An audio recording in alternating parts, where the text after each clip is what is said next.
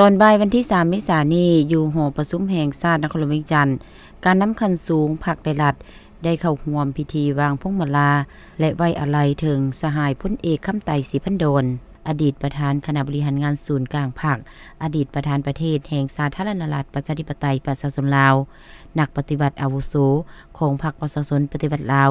ที่ได้ถึงแก่มรณกรรมในเวลา 10:30 น.ของวันที่2เมษายนนี้ด้วยโรคชราร่วมอายุได้102ปีการวางพวงมาลาคณะจัดตั้งได้จัดเป็น2ระยะดังนี้ระยะทำอิฐ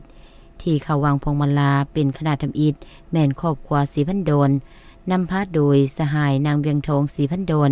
คณะเลขาธิการศูนย์กลางพรรคประธานศาลประชาชนสูงสุดคณะที่2แม่นครอบครัวศรีสุริตนำโดยสหายทองล้นศรีสุริตเลขาธิการใหญ่คณะบริหารงานศูนย์กลางพรรคประชาชนปฏิบัติลาวประธานประเทศ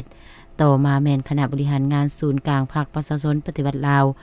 นำพาโดยสหายทองล้นศรีสุริตเลขาธิการใหญ่คณะบริหารงานศูนย์กลางพรรคประชาชนปฏิบัติลาวประธานประเทศ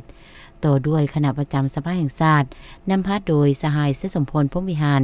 กรรมการกรมการเมืองศูนย์กลางพรรคประธานสภาแห่งชาติคณะรัฐบาลนำโดย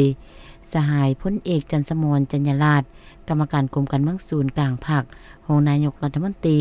และสุดท้ายแม่นคณะศูนย์กลางแนวรอดสร้างชาตินำพาโดยสหายศิลวงศ์ขุดไพฑูรย์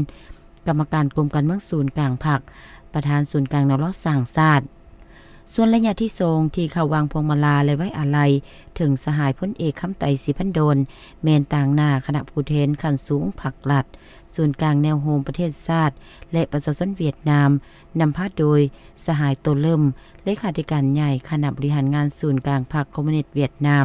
ประธานประเทศเวียดนามบรรดากระทรวงครอบครัวกันนำขั้นสูงพรรครัฐบริษัทห้างห้านนักธุรกิจต่างหน้าองค์การจัดตั้งสากลประจำลาวบุคคลนิติบุคคลตามลำดับเพื่อแสดงความรู้บุญคุณอันลึกซึ้งและความอาลัยหักอย่างสุดซึ้งถึงสหายพลเอกคำไตศรีพันโดนซึ่งสหายแม่นหนึ่งในการนำหุ้นทำอิฐของพรรคประชาชนปฏิบัติลาวเป็นผู้นำในการจัดตั้งปฏิบัติแนวทางเปลี่ยนแปลงใหม่รอบด้านมีหลักการของพรรคเฮาสหายแม่นนักหักชาติแม่นนักปฏิบัติและเป็นผู้นำที่ดีเด่นของพรรคของชาติลาวเฮาตลอดชีวิตของเพิ่นได้อุทิศสติปัญญากำลังวังชาเพื่อภารกิจปฏิวัติของพรรคเฮาเพื่อการพัฒนาประเทศชาติและความอยู่ดีกินดีให้แก่ประชาชนลาวบรรดาเผ่าเพื่อจะลึกถึงคุณงามความดีของสหายพลเอกคำไตศรีพันโดนคณะบริหารงานศูนย์กลางพรรคสภาแห่งชาติ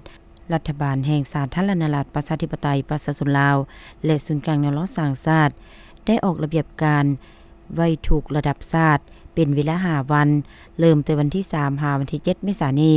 อยู่หอประชุมแห่งชาตินครหลวงเวียงจันทน์ตลอดระยะเวลาที่มีการไว้ทุกให้งดทุกกิจกรรมเกี่ยวกับการจัดงานเลี้ยงการแข่งขันกีฬาศิลปะและงานบันเทิงทุกประเภทส่วนพิธีฌาปนกิจศพระดับชาติจะจัดขึ้นในตอนบ่ายวันที่7เมษายนนี้เริ่มแต่เวลา 13 โมงเป็นต้นไปอยู่เดินพระธาตุหลวงนครหลวงเวียงจันทน์